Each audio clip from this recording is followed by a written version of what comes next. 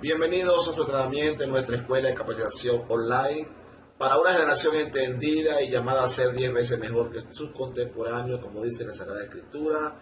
En el libro de Juan, capítulo 5, versículo 39, escudriñad las Escrituras porque en ellas parece que está la vida eterna. Y ellas son las que dan testimonio de mí, así que bienvenido a tu tiempo de preparación. La clase corresponde al nivel doctrina. Iniciemos. Instrucciones de la Escuela de Capacitación IDCN Online. 1. Establezca un horario específico. 2. Mantenga un espacio acondicionado para recibir su clase, sin interrupciones. 3. Tenga su Biblia, cuaderno y lápiz para tomar sus apuntes. 4. Toda clase debe ser monitoreada por un líder, un supervisor o un pastor. 5. Pasar su reporte al líder al momento de recibir su clase, con su número de cédula, nombre, apellido, fecha y hora en que la recibió, y el nombre de quien monitoreó la clase. 6. Hacer la tarea correspondiente a cada clase y entregarla al líder con la mayor prontitud para ser revisada por el pastor Enrique. Bendiciones, saludos, bienvenidos a su escuela de entrenamiento. Y el día de hoy, bueno, vamos a estar viendo una doctrina, ¿sí? La doctrina de la iglesia. Así que es importante que allí donde usted está pueda tomar su lápiz y su cuaderno para que pueda ir anotando a mediados de que usted vaya viendo la clase, porque, bueno, vamos a estar impartiendo también algunas preguntas y es importante que usted pueda responder allí. Así que esté atento, abra su corazón y, bueno, vamos a iniciar con la doctrina de la iglesia, ¿ok? Así que vamos a buscar en el libro de Hechos, capítulo 11, 22. Dice, llegó la noticia de estas cosas a oídos de la iglesia que estaba en Jerusalén y enviaron a Bernabé que fuese hasta Antioquía. Cuando llegó y vio la gracia de Dios, se regocijó y exhortó a todos a que con propósito de corazón permaneciesen fieles al Señor. ¿Okay?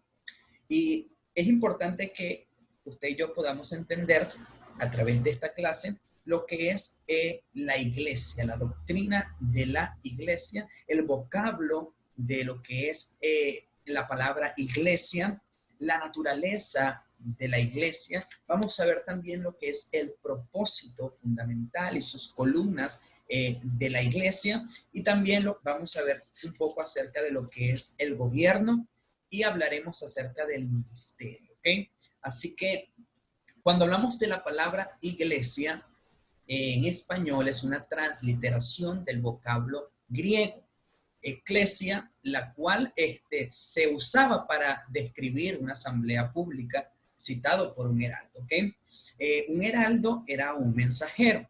En Hechos capítulo 19, verso 32, así que allí busque allí en su Biblia, Hechos capítulo 19, 32, dice así, unos pues gritaban una cosa y otros otra, porque la concurrencia estaba confusa y los más no sabían por qué se habían reunido. Y si demandáis alguna cosa en legítima asamblea, se puede decidir.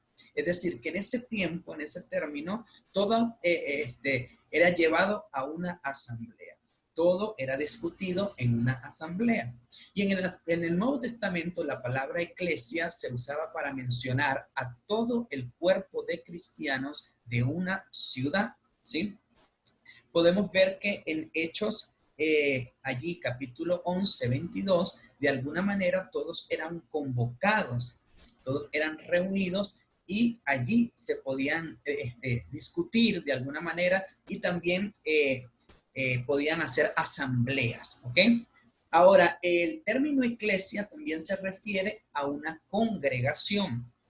En Primera de Corintios, capítulo 14, verso 19, allí se habla y dice, pero en la iglesia prefiero hablar 5 palabras con mi entendimiento para enseñar también a otros que 10.000 palabras en lenguas desconocidas. Es decir, que el apóstol Pablo en ese tiempo estaba dando la importancia de lo que era, de alguna manera, poder congregarnos en la iglesia. Y de alguna manera también podemos ver que la palabra eclesia se hace referencia también a todo el cuerpo de creyentes en la tierra. Y en Efesios capítulo 5, 32, dice también la palabra, grande es este misterio, mas yo digo esto respecto de Cristo y de la iglesia. Es decir, que podemos ver que en la palabra, hombre de Dios, el apóstol Pablo acentuaba y le daba la importancia y el énfasis que ameritaba la iglesia. ¿Okay? A la luz de lo antes señalado, podemos ver que el énfasis de la iglesia no está en el templo o el edificio donde se reúnen los creyentes, sino más bien en el grupo de estos. Podemos definir a la iglesia como una compañía de personas llamadas del mundo, apartadas de él, que profesan y prometen lealtad a nuestro Señor Jesucristo. Es importante señalar y que usted y yo tengamos presente de que cuando hablamos de la iglesia, estamos hablando no en términos de estructura, no en términos de un edificio o de un templo, sino que estamos hablando del creyente, ¿ok? A eso hace referencia lo que es el término de iglesia, no a una estructura física, sino al cuerpo de Cristo, es decir, a usted y a mí. Usted y yo somos la iglesia del Señor Jesucristo, ¿ok? Por lo cual también somos templo y morada del Espíritu Santo de Dios. Ahora, hay vocablos que describen a los integrantes de la iglesia. Y entre estos vamos a estudiar lo que es la naturaleza de la iglesia. Y usamos vocablos con los cuales se nombran a sus integrantes. De esta forma, extraeremos alguna información y vamos a darle algunas características. Número 1. Uno de los vocablos que describe a la iglesia, ¿sí? A los que integran la iglesia, número 1, a los hermanos. La iglesia es una hermandad y comunión espiritual. Vamos a buscar en el libro de Efesios, capítulo 2, verso 19, y habla allí y dice, así que ya no soy extranjeros ni advenedizos, sino conciudadanos de los santos y miembros de una familia de Dios. ¿Ok? Aquí podemos ver de alguna manera que la iglesia es una hermandad y comunión espiritual, ¿ok? Donde cada uno de los miembros de algún modo tienen sus derechos y deberes y todos formamos parte de la familia de Dios, ¿ok? Como lo expresa allí la palabra. Es decir, que no hay, allí en la palabra de Dios, cuando hablamos de hermandad, podemos también irnos a lo que es el libro de Efesios, capítulo 5, verso 27. ¿Sí? Y dice así, a fin de presentársela a sí mismo una iglesia gloriosa, que no tuviese manchas, ni arrugas, ni cosas semejantes. Pero también hace referencia a Efesios capítulo 2, verso 19, que dice, así que ya no soy extranjeros ni advenedizos, sino conciudadanos de los santos y miembros de la familia de Dios. ¿Ok? Entonces, podemos ver que el hecho de que todos seamos hermanos nos indica que todos tenemos un Padre en común. Cuando usted y yo declaramos a nuestro Señor Jesucristo, lo confesamos, entonces pasamos a ser hijos de Dios, lo cual pasamos a tener una hermandad, una comunión espiritual. ¿Ok? Número 2, también algunos vocablos que describe a la iglesia son los creyentes. Y la denominación de creyentes indica claramente la vida del cristiano. Habacuc capítulo 2, verso 4, habla y dice así la palabra, búsquelo allí en su Biblia.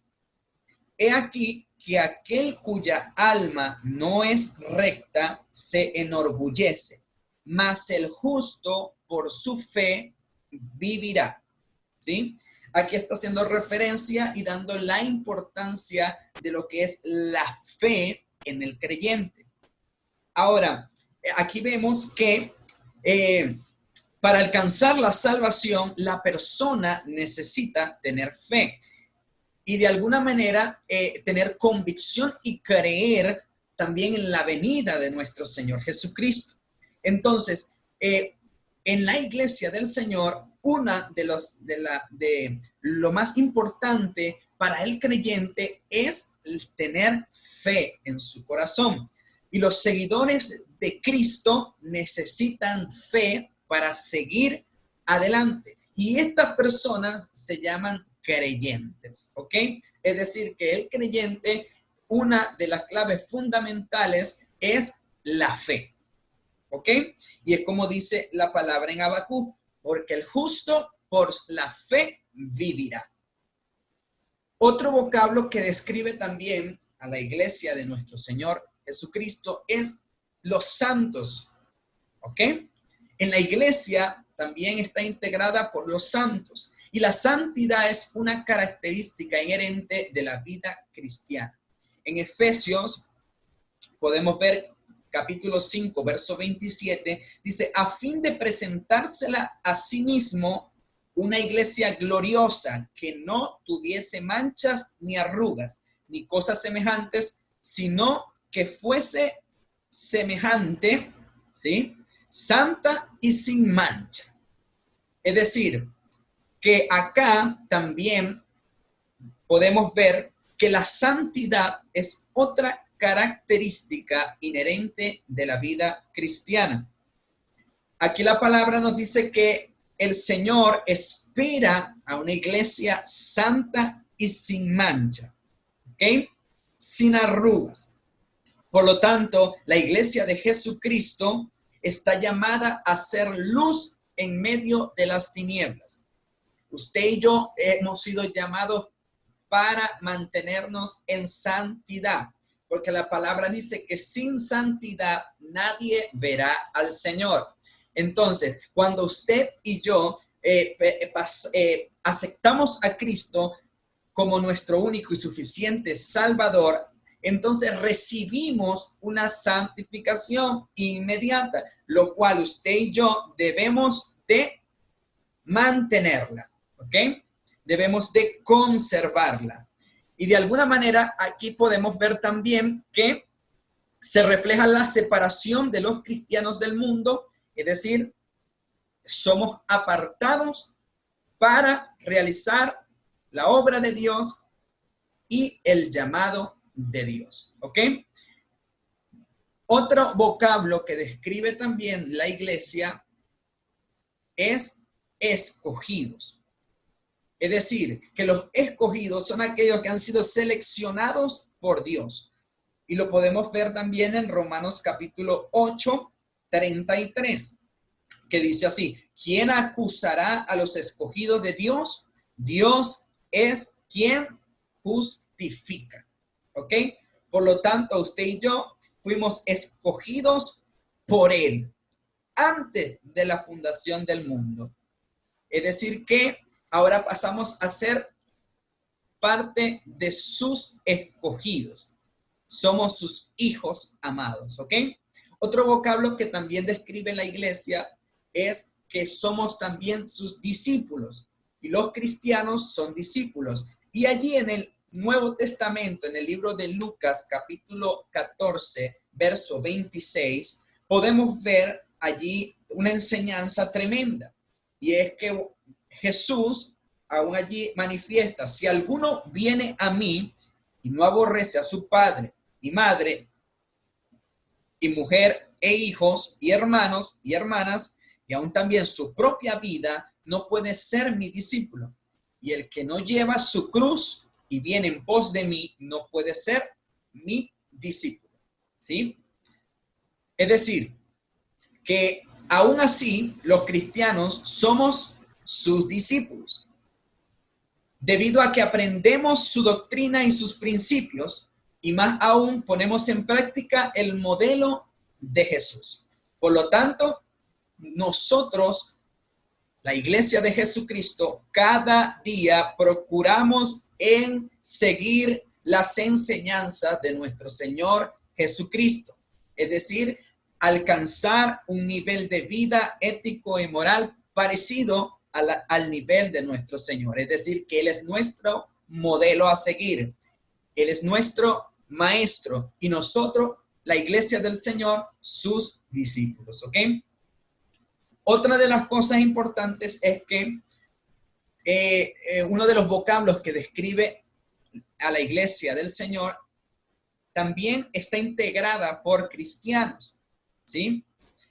Y los cristianos es la razón fundamental por la cual los miembros de la iglesia son llamados cristianos. Es porque su líder fundamental es Cristo Jesús, ¿ok? Es decir que usted y yo podemos entender de que la doctrina es la predicada por Cristo y la conducta es la enseñada por nuestro Señor Jesucristo. Además, el cristiano verdadero es aquel que ha entrado en una relación viva con el Señor luego de haber sido salvado por Él. ¿Ok? Es decir, que somos agradecidos por la obra que Él realizó en la cruz del Calvario. Es decir, que usted y yo ahora pasamos a manifestar la conducta de cambio gracias a ese sacrificio hermoso que hizo Jesús en la cruz por nosotros, ¿ok? Entonces, es importante que no todo aquel que se proclama cristiano realmente lo es. Es decir, que debe de haber un fruto de verdadero arrepentimiento. Debemos manifestar cambios, ¿ok? Entonces, ahora hay ilustraciones también que describen la naturaleza de la iglesia, ¿ok?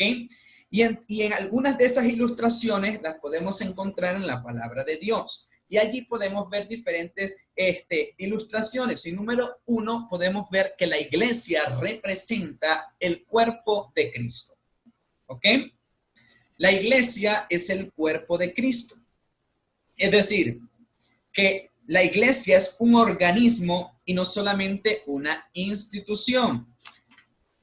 De igual manera, la iglesia depende de Cristo, ya que Cristo es la cabeza, ¿ok?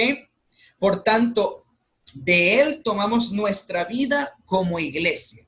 No es en vano, porque el mismo Señor dijo en una oportunidad, separados de mí, nada podéis hacer, ¿ok?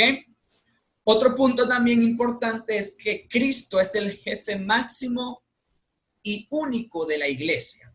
¿Ok?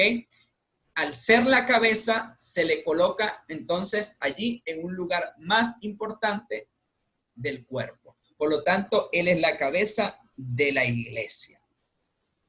Cristo es el jefe máximo. Los miembros de la iglesia son diferentes unos a otros, así como todo un organismo del cuerpo. ¿Ok? Cada creyente, cada miembro tiene una forma y una función dentro del cuerpo de Cristo, ¿ok? Y los miembros de la iglesia tienen distintas funciones. Así como el cuerpo humano tiene diferentes funciones, ¿sí? Usted y yo, de alguna manera, representamos alguna función en el cuerpo de Cristo.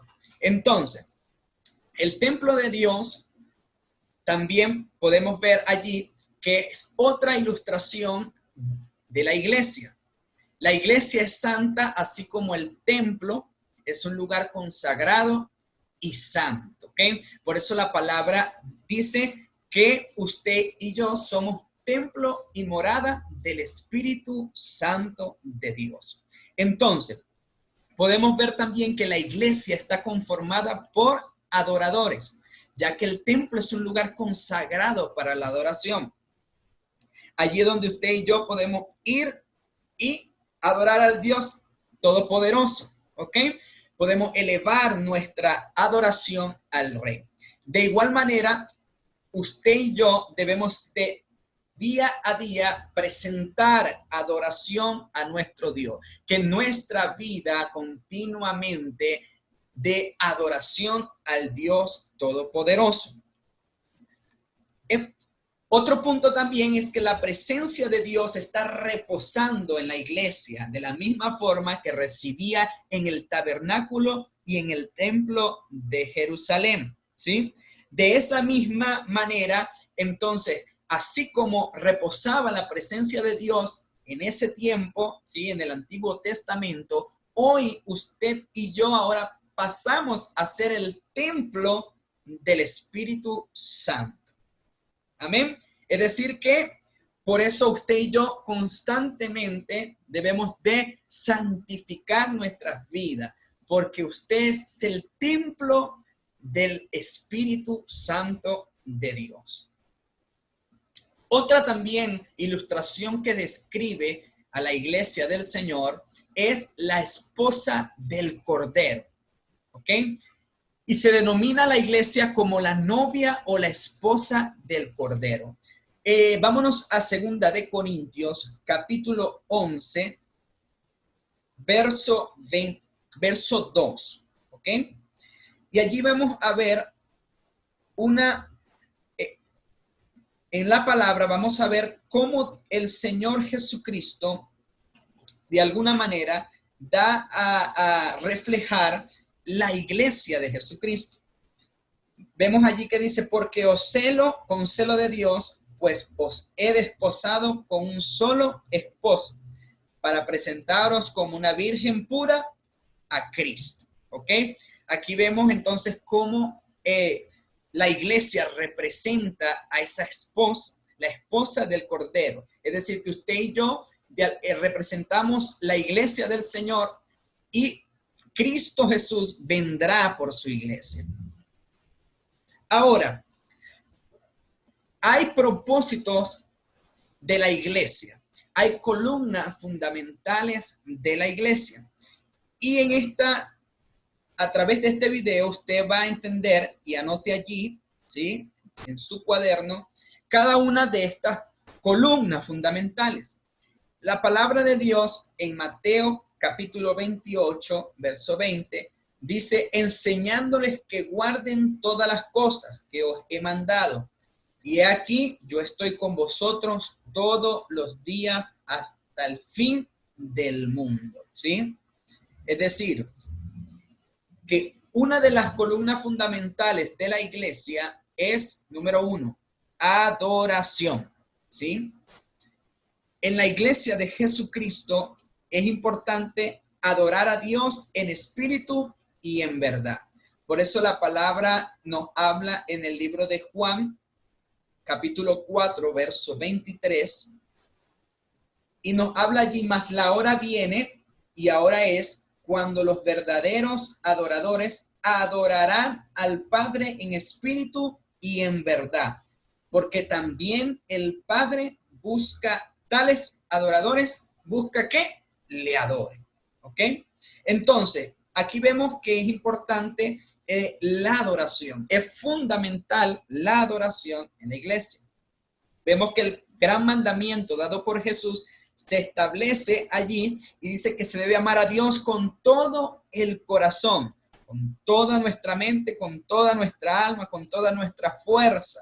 La vida de la iglesia es una vida de adoración. Usted y yo fuimos creados para adorar, fuimos predestinados para alabanza de la gloria de su gracia, como lo dice Efesios capítulo 1, verso 6, que dice que fuimos creados para alabanza de la gloria de su gracia, con la cual nos hizo aceptos en el amado. ¿Ok? Por lo tanto, una de esas columnas fundamentales es la adoración. Es el lugar donde podemos también reunirnos, congregarnos como iglesia y juntos como iglesia poder adorar a nuestro Dios Todopoderoso. Otra columna fundamental de la iglesia, número 2, es el servicio. ¿Ok? Y el servicio es una declaración importantísima de Jesús. Él manifestó amar al prójimo como a ti mismo. Es decir, que usted y yo, como iglesia de Jesucristo, debemos demostrarlo a través del servicio. Es decir, que usted y yo tenemos que satisfacer las necesidades de la comunidad donde te encuentras, manifestar el servicio a nuestro prójimo. Es decir, que fuimos llamados para servir y no para ser servidos. Y la iglesia no debe estar, no debe ser un ente solamente que predique, sino que también a través del servicio pueda llevar el mensaje de salvación. Entonces, usted y yo representamos la iglesia de Cristo acá en la tierra, por lo tanto, debemos de manifestar el servicio. Y mayor ejemplo de servicio fue nuestro Señor Jesucristo. ¿Ok? Número 3. Otra de las columnas fundamentales de la iglesia es el evangelismo. ¿Ok? Y eso podemos verlo también reflejado en Mateo 28. El libro de Mateo, capítulo 28, dice, y por tanto, id y haced discípulos, ¿qué? A todas las naciones, bautizándolos en el nombre del Padre, del Hijo y del Espíritu Santo, enseñándoles que guarden todas las cosas así que os he mandado, y que aquí, y he aquí, yo estoy con vosotros todos los días hasta el fin del mundo. Es decir, que una de las columnas fundamentales de la iglesia debe ser el evangelismo. Es un mandato de parte de Dios de ir y predicar la palabra, ir y llevar el mensaje de salvación. Y como iglesia de Jesucristo, estamos llamadas a poder proclamar el mensaje de salvación. Y tú y yo representamos esa iglesia. Por lo tanto, en el lugar donde estés, debes de llevar y anunciar las buenas nuevas de salvación. ¿Ok? Entonces, podemos ver aquí que existen diversos medios a través de los cuales la iglesia puede cumplir esta misión, este propósito de predicar el evangelio a toda criatura, ¿sí? Y uno de esos puede ser a través de un testimonio de vida fiel a Jesucristo. Es decir, que podemos testificar de lo que Dios ha hecho en nuestras vidas. Por lo tanto, la gente verá en nosotros y verá en ti lo que el Señor ha hecho en tu vida. Por lo tanto, es un testimonio para que otros puedan recibir de Jesús. Otra de las cosas también por las cuales usted y yo podemos evangelizar es por medio de la predicación personal. Es decir, que en el lugar donde tú estés puedes ser instrumento de Dios para bendecir una vida, para llevar salvación a una vida. Es decir, que en tu palabra debe de estar siempre presente las buenas nuevas de salvación. Por lo tanto, recuerda que somos iglesia, ¿ok? Cuando hablamos de iglesia, no hablamos de un término a nivel de estructura o un templo físico, ¿sí? Sino que estamos hablando de tú y yo. Estamos hablando de aquellos que hemos creído, ¿ok? Por lo tanto, es la iglesia de Jesucristo y somos llamados para también predicar. Y otro de los medios donde podemos también llevar el mensaje del Señor es a través de nuestros grupos familiares. Es decir, donde usted y yo podamos también impartir la palabra en tu casa, en tu sector, en tu comunidad, donde Dios te coloque. Allí hemos sido llamados para poder llevar el mensaje de salvación. Otra columna fundamental de la iglesia es la comunión. Y la iglesia debemos entender que es un cuerpo, por lo cual necesita estar perfectamente unido para funcionar cabalmente, ¿ok? Y uno de los propósitos de la iglesia es promover la comunión. Es un lugar de comunión. Por eso la palabra dice que donde estamos 2 o 3, allí Él está también. De alguna manera Dios está donde hay unidad y comunión, ¿ok? Y la comunión es un símbolo de que el creyente ha entrado en una comunión con el cuerpo de Cristo, haciéndose miembro también de Él, ¿ok? Entonces, número 5 es el discipulado. Y cuando hablamos de discipulado, como decíamos anteriormente en Mateo 28, fuimos llamados en un mandato a ir y a ser discípulos. Por lo tanto, uno de los propósitos de la iglesia es discipular. Usted y yo hemos sido llamados para discipular. ¿Ok? ¿Y a quiénes? A los nuevos convertidos, a aquellos los cuales tú vas a ganar, a aquellos los cuales vas a ganar para Cristo Jesús. Ahora no es solamente ganarlos, sino también discipularlos, ¿ok? Formarlos. Así como Jesús también tuvo sus discípulos, los formó, nuestro trabajo como iglesia también es discipular a otro y poder transferir, ¿sí? De lo que nosotros hemos vivido, de lo que nosotros el Señor nos ha dado, también poder dar de gracia de lo que de gracia hemos recibido. Ahora, es importante allí que usted pueda entender, ¿sí?, las 5 columnas fundamentales de la iglesia. Recuerde que son 5: adoración, servicio, evangelismo, comunión y discipulado. ¿Ok? Ahora hablamos acerca de lo que es el gobierno de la iglesia, ¿sí? Cuando hablamos de la iglesia, podemos hablar acerca de lo que es una organización ya formalizada y podemos hablar también de lo que es los gobiernos de la iglesia. Y en este caso presentamos 2 gobiernos. Tenemos el gobierno a través de diáconos y el gobierno ministerial. Ahora, cuando hablamos del gobierno, del diaconado, hablamos de que este es ejercido por el pastor y una junta de diáconos, es decir, que son elegidos en una asamblea. Y allí la iglesia se reúne y por cada cierto tiempo se toman decisiones. ¿Ok? Ahora, la diferencia al gobierno ministerial es que el gobierno ministerial va ejercido por el pastor principal, una junta de pastores auxiliares que son elegidos por el pastor principal. Y las decisiones de la iglesia son tomadas por este equipo, ¿ok?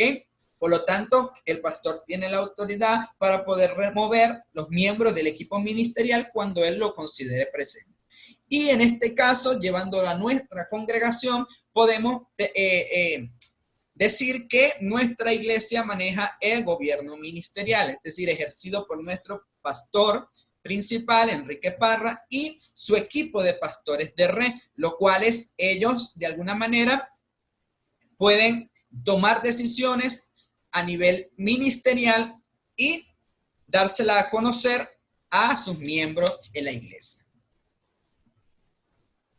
Entonces, cuando hablamos de la iglesia, podemos también notar algunos principios de autoridad en la iglesia. Y uno de esos principios es el Señor Jesucristo como cabeza, ¿ok?, de la iglesia. Y podemos notar que el Señor ejerce su autoridad a través de la palabra. Y el Señor ha instituido representantes humanos para ejercer la autoridad. Por lo tanto, debemos de entender que a nivel congregacional, la cabeza de la iglesia es Cristo Jesús. Pero a su misma vez, Cristo instituye a representantes humanos para ejercer la autoridad acá en la iglesia. Es decir, que el Señor llama pastores, ¿sí?, para que puedan dirigir a su iglesia, a su congregación y a las ovejas. ¿Ok? Siempre entendiendo que la cabeza es siempre Cristo Jesús. Ahora, cuando hablamos de la iglesia, también tenemos que tocar el punto de lo que es el financiamiento de la iglesia, ¿sí? Y es importante destacar que nuestra iglesia es una organización sin fines de lucro. Por lo tanto, a través de la Biblia se ve también que Dios ha establecido un sistema, ¿sí?, de pago, es decir, a nivel de diezmos y ofrendas y primicias. Son principios bíblicos enseñados allí en la palabra, lo cual es nuestro trabajo es en obedecer. ¿Ok? Y me gusta mucho, ¿por qué? Porque uno de los financiamientos que también nos habla acerca de la Biblia, nos dice allí en Malaquías 3:11, Y dice allí, vamos a buscarlo allí con su Biblia, ¿sí? Váyase a Malaquías, capítulo 3, verso 10. Y dice, traed todos los diezmos al alfolí y haya alimento en mi casa. Y probadme ahora en esto. Fíjese bien que el Señor allí nos dice, probadme ahora en esto. Es decir, dice Jehová de los ejércitos, si no os abriré las ventanas de los cielos y derramaré sobre vosotros bendición hasta que sobreabundo.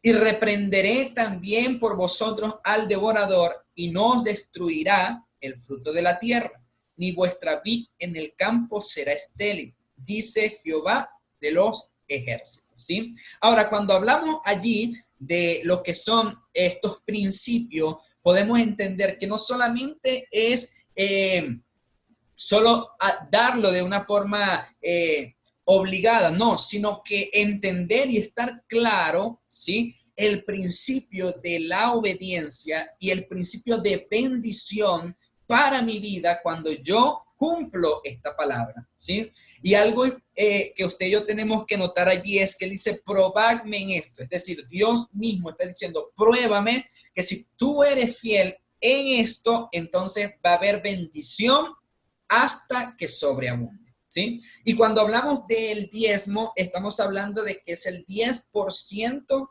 de nuestro ingreso, ¿ok?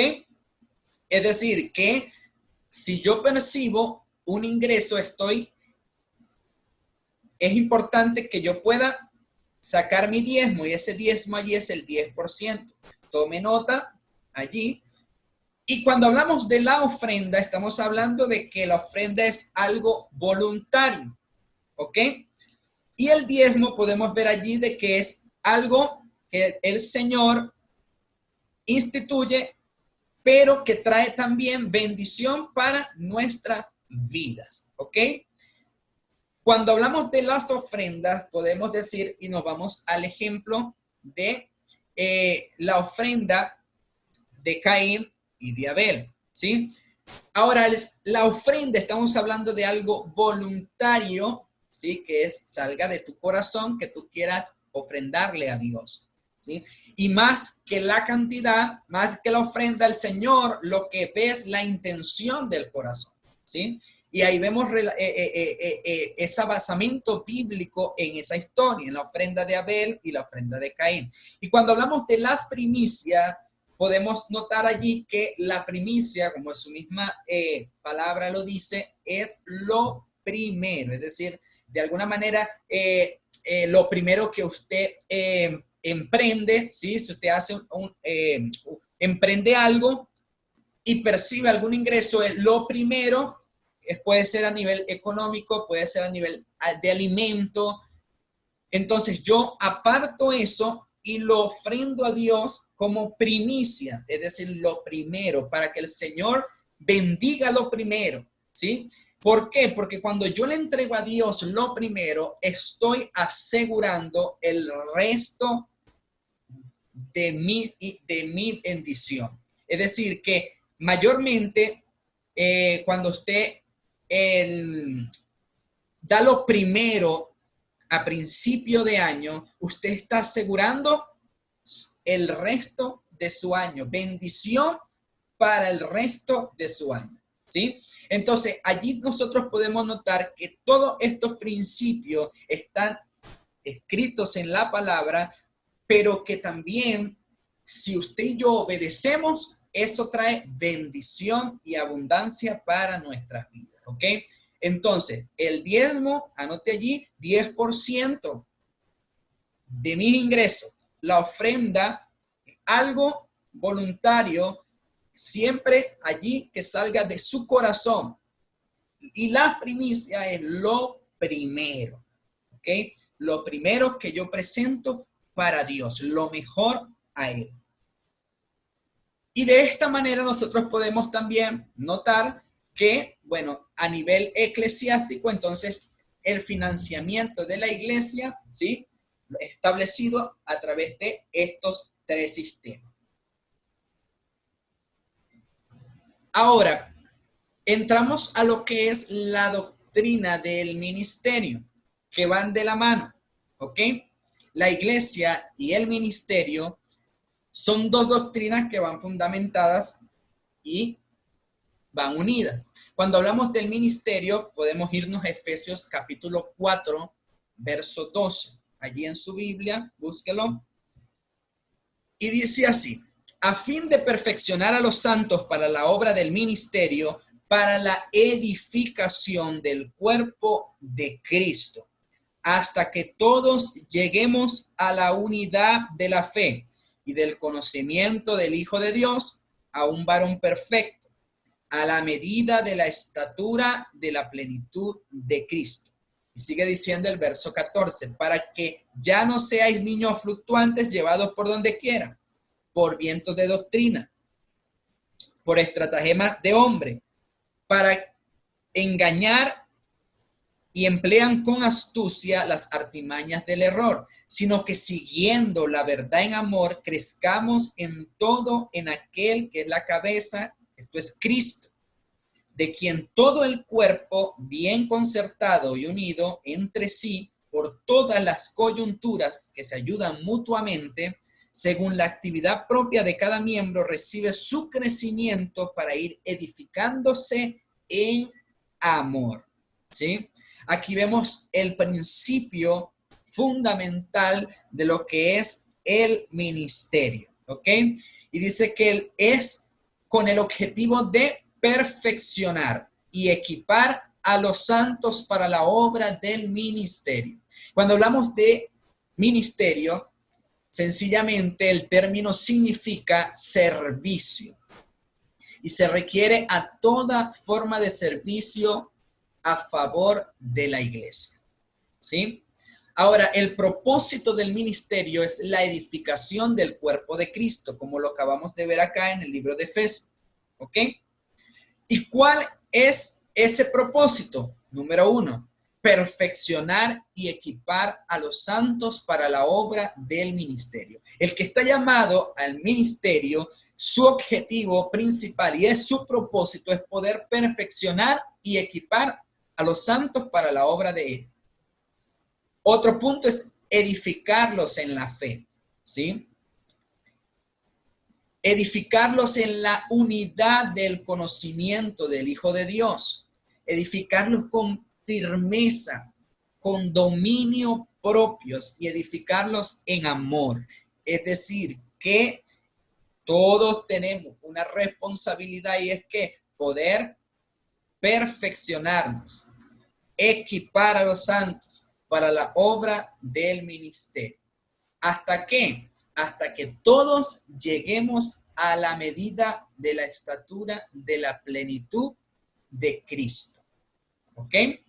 Entonces, cuando hablamos de ministerio, estamos hablando de un servidor, de un servicio. Por lo tanto, somos llamados a poder servir en su congregación, en la iglesia, al cuerpo de Cristo, y hemos sido apartados, hemos sido llamados para poder, con firmeza, con amor, edificarnos unos a los otros en la fe. Ahora, el ministerio, puesto que el término significa servicio, se entiende que todos los creyentes estamos comprometidos con el ministerio, ¿ok? Ya que todos deben servir los unos con los otros con amor, y lo hablábamos en la doctrina de la iglesia, que una de sus columnas fundamentales era el servicio, ¿ok? Entonces aquí nosotros podemos ver, en este caso se habla ahora del ministerio de la iglesia en un sentido general, ¿ok?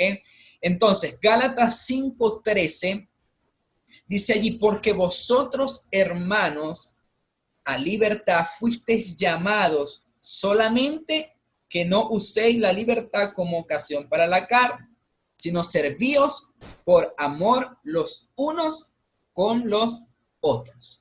¿Sí? Ahora, la palabra de Dios dice que los santos, es decir, todos, somos perfeccionados y equipados para realizar la obra del ministerio. Pero en un sentido muy especial, los creyentes que sirven para perfeccionar a los santos son llamados, ¿qué? Ministros. ¿Ok? Entonces, por eso acá el apóstol Pablo lo declara en la carta de Efesios, capítulo 4, verso 8, ¿sí? Búsquelo allí. Dice, por lo cual dice, subiendo a lo alto, llevó cautiva la cautividad y dio dones a los hombres. Es decir, que el Señor Jesucristo dio dones a los hombres. Y el versículo 11 del mismo capítulo explica que estos dones los constituyó. Es decir, que también a nivel del ministerio, Dios también nos dice allí, vamos a ir a Efesios capítulo 4, verso 11. Dice, y él mismo constituyó a unos apóstoles, a otros profetas, a otros evangelistas, a otros pastores y maestros. ¿Sí? Aquí vemos entonces que ya Dios en su palabra, a través del libro de Efesios capítulo 4, verso 11, constituye los 5 ministerios, ¿ok? Es decir que, así como lo vemos reflejado, vemos el ministerio del apóstol, del profeta, el evangelista, el pastor y el maestro. Ahora, cuando hablamos del apóstol, hablamos de que el apóstol viene de un vocablo griego que significa enviado, ¿ok? Por lo tanto, es enviado de Dios a una asignación, ¿ok?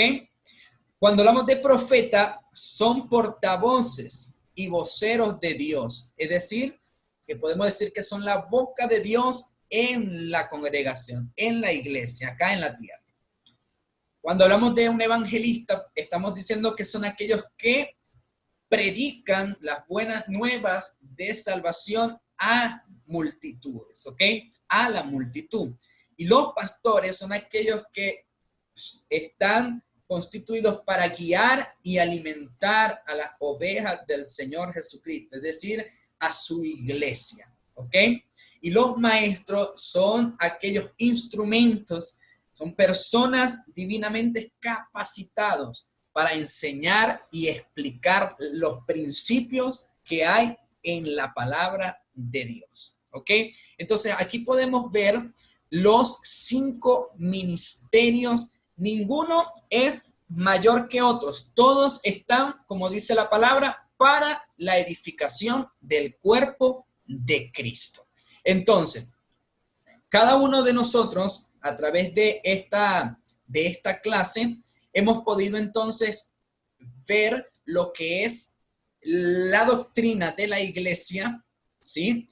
Vimos lo que era la naturaleza, los vocablos de la iglesia, la palabra iglesia, vimos el propósito, las columnas fundamentales de la iglesia, el gobierno de la iglesia y los financiamientos de la misma.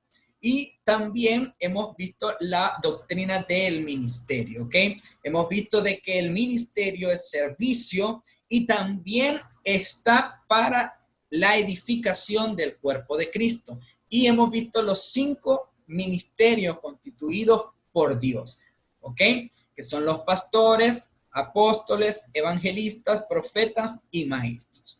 Entonces, es importante que allí donde usted esté pueda tomar nota de cada una de estas enseñanzas que le acabamos de dar acá, ¿sí? Y que puedan tomar nota allí de la siguiente asignación que usted tiene en esta clase, ¿ok? Pregunta número 1. Allí usted va a definir qué es la iglesia. Pregunta número 2. Va a nombrar las 5 columnas fundamentales de la iglesia. ¿Qué es el ministerio? ¿Y cuál es el propósito de ellos? ¿Ok? Tiene estas 3 preguntas para que usted allí reflexione, repase, responda allí y pueda entonces después enviársela para que el pastor principal pueda corregirla y usted pueda probar en esta doctrina. Así que Dios les bendiga, Dios les guarde y bueno, tenga presente esta doctrina que es sumamente importante de lo que es usted y yo representamos acá en la tierra. Somos su iglesia. Usted y yo somos la iglesia del Señor Jesucristo. Amén. Hemos sido llamados a poder predicar su palabra, poder discipular, poder manifestar, de alguna manera modelar a nuestro Señor Jesucristo y mantenernos en santidad, porque recordemos que Cristo Jesús vendrá por su iglesia, vendrá por usted y por mí, y debemos de estar santos y sin mancha. Así que Dios les bendiga y Dios les guarde.